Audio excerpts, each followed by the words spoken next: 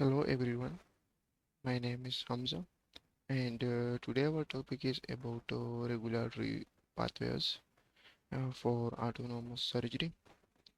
So imagine this is a robot is ready to perform surgery. Everything is set, but before it touches a patient, one big question comes: Is this system safe and legally allowed to use? Because in healthcare, you cannot just build technology and start using it. You must follow the rules, and these rules are called regulatory pathways. So, mm, you see the image. Here is a definition of pathways. Regulatory pathways are officially process that ensure a medical system and is safe, effective, and approved before it is used on patients. So, in simple terms, before using AI in surgery, it must be tested and it must be approved and it must follow laws. So, this process is called regulation. So why this is important? Because in healthcare is not like a normal software. If a mobile app crashes, no big issue. If a surgery AI fail, this is a life risk. So that's why strict rules exist. So the main goal of this is regulators is want to ensure safety, effectiveness, and reliability and accountability. So no, we will talk about something very important. Who actually controls and approves medical AI systems in the real world? Because technology alone is not enough. There must be trusted organizations that check everything. So these organizations make sure systems are safe, systems are tested, and systems are follow rules.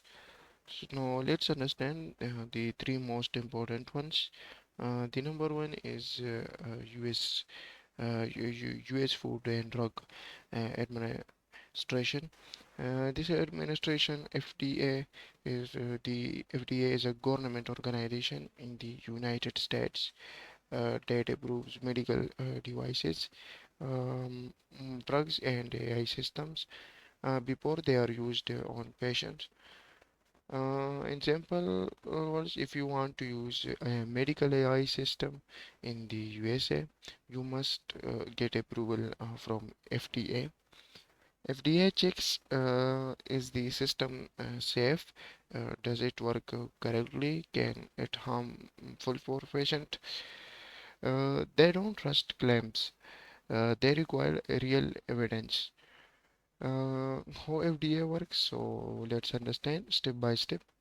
The step number one is testing. Company tests the system in labs in simulations. The second is clinical trial, test on real patient under control. And the third one is submission. Company submits fully data to FDA. And the fourth one is review. FDA experts analyze everything deeply. And the fifth one is approval or rejection. If safe, so if approved, if risky, rejected. For example, a surgical robot company wants to launch in USA without FDA approval. It is illegal. Important insight is FDA is very strict because one mistake is equal to human life risk. And the second one is European Medicine Agency and Medical Device Regulation. Um, in Europe, medical systems are regulated through EMA and MDR, which ensure safety and performance of medical technologies. So, in simple word, Europe does not depend on one system only. It uses rules MDR plus organizations EMA. So, MDA medical device regulation. And this is a law. It defines how devices are tested and how they are approved and how they are monitored. So it is very strict, especially for AI systems. And EMA focus more on medicines, but also supports medical technologies and policies. So the key idea in Europe system must follow MDR rules and be evaluated by authorized bodies. So, for example, a company builds AI surgical software, so it must follow MDR guidelines and pass safety checks and get certification. Um, Difference from FDA. FDA is equal to one central authority, and Europe is equal to multiple authorities plus strict law and framework. So the important insight is Europe is known for strong privacy laws like GDPR and very strict for safety standards.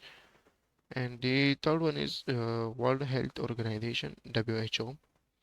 WHO is a global organization that provides health guidelines and recommendations for countries. In simple words, WHO does not approve devices directly, it guides the world.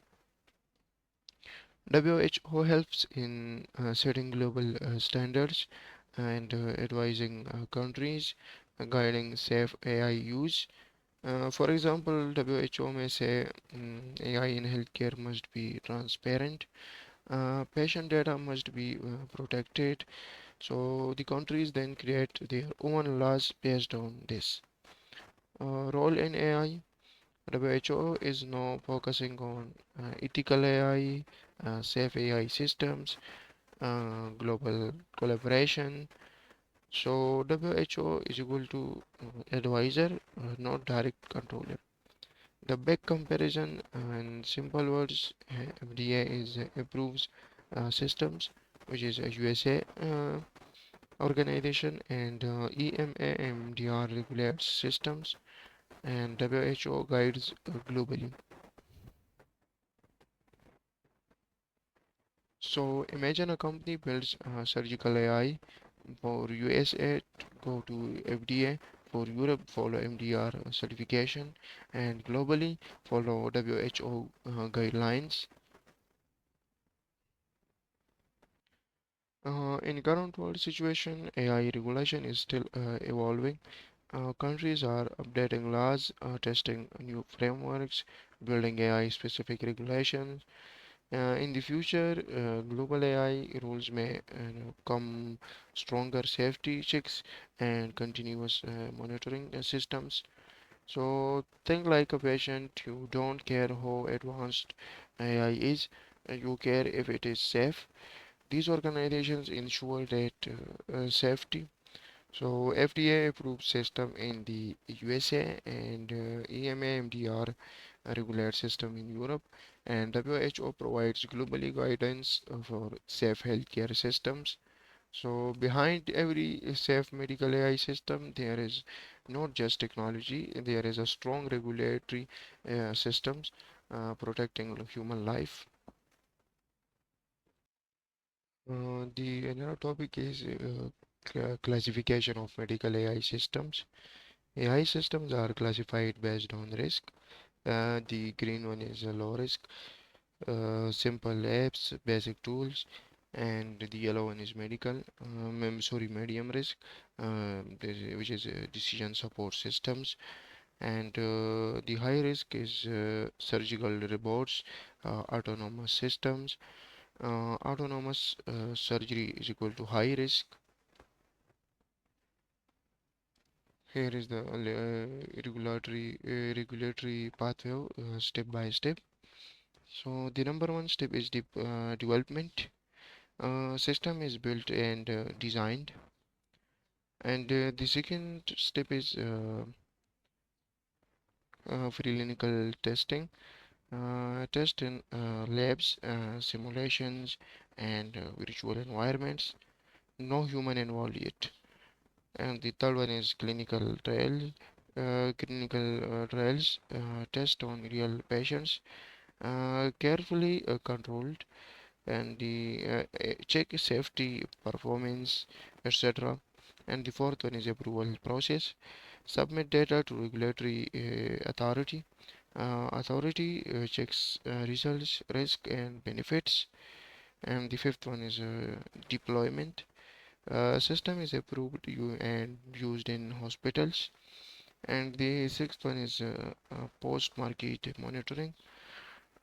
Even after approval, system is continuously monitored. If issues found, system update are stopped.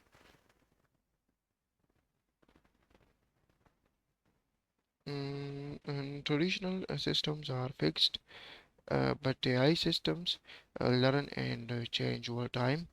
So this creates a challenges. How do we regulate a system that keeps learning? So the number one is simulation, adaptive regulation. Regulators are developing uh, continuous approval systems, update monitoring, and vision control. And the second is explainability. Explainability requirement. I must explain why it made a decision. A doctor must understand AI reasoning. And the third one is accountability problem. If AI makes a mistake, who is responsible for the mistake? Developer, hospital, or doctor? So this is still a big debate. In a real world scenario, for example, surgical robot approval, a company builds a robotic system, and these steps test in lab, test on animals, controlled human trials, and submit to FDA and approval granted. So only then it is used in hospitals. But in current world status, here we are today. Where we are today, fully autonomous surgery is equal to not approved yet. Current systems assist surgeons, not fully independent. Example systems, the Da Vinci surgical robot, widely used but not autonomous. AI in healthcare must used for diagnosis, decision support, and imaging, not fully surgery automation yet. So the big challenge is trust. And the number one is trust. People don't fully trust AI yet. Safety proof, hard to prove, so person safety and legal issues, who is responsible, and continuous learning, AI change over time.